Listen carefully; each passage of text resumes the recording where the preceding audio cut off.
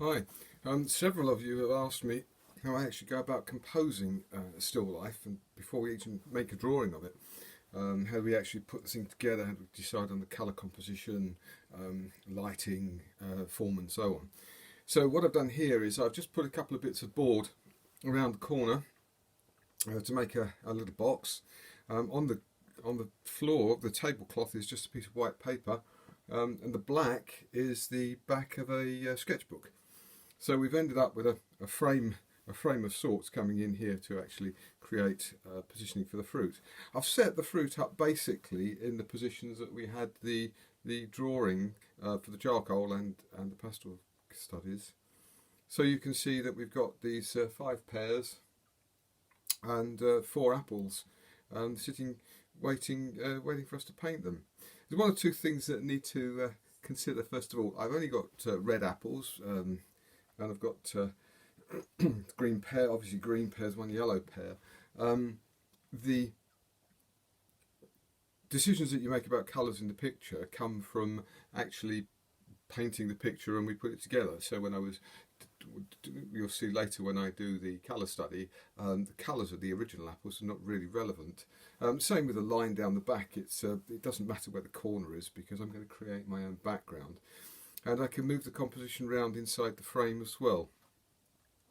What I've done is set this up using the camera frame as the edge of the canvas. So I've got more or less the apples and pears sitting where I want to have them in the composition. And I've set the diagonal up in the same way, and the horizon or the far table edge is done the same. So by moving the fruit about, and I'll just move this pear a little bit to the right and take it a little bit out of shot, you can see that subtly changes the composition. But you can move them about, as I say, to create your own image.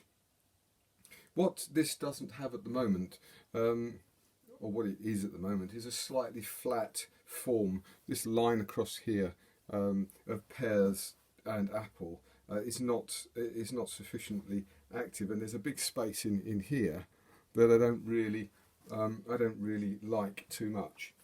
So what we did in the original picture is we had a piece of cut fruit.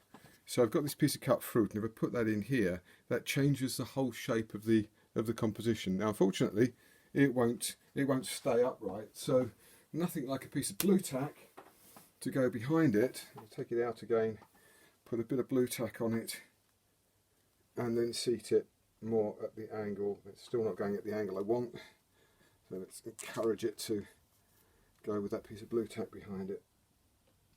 When I put it there now, it's giving me a much better shape, but I need to lose it behind the apple just there. Yeah, that's kind of a much more satisfactory position as well.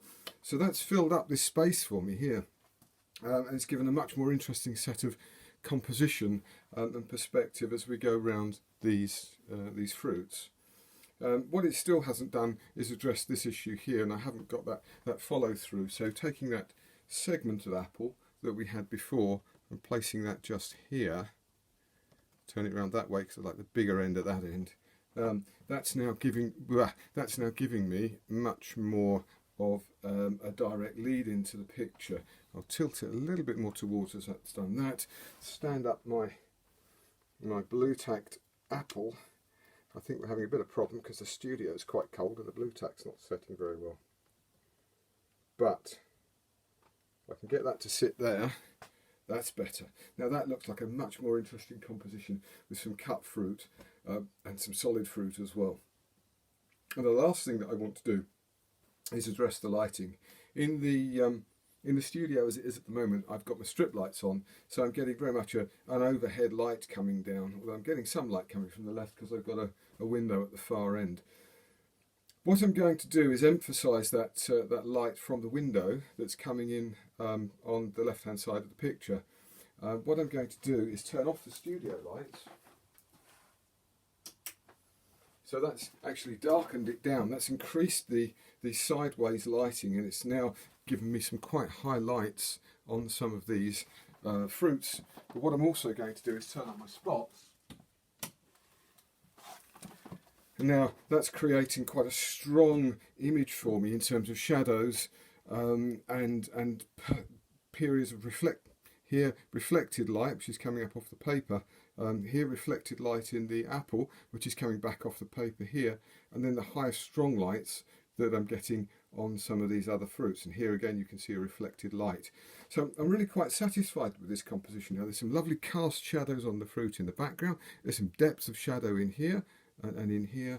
And there's also some very high highlights, which is giving me a lovely bright side to this fruit, dark side to that. So I'm really quite satisfied with that. That's how I'm going to go forward.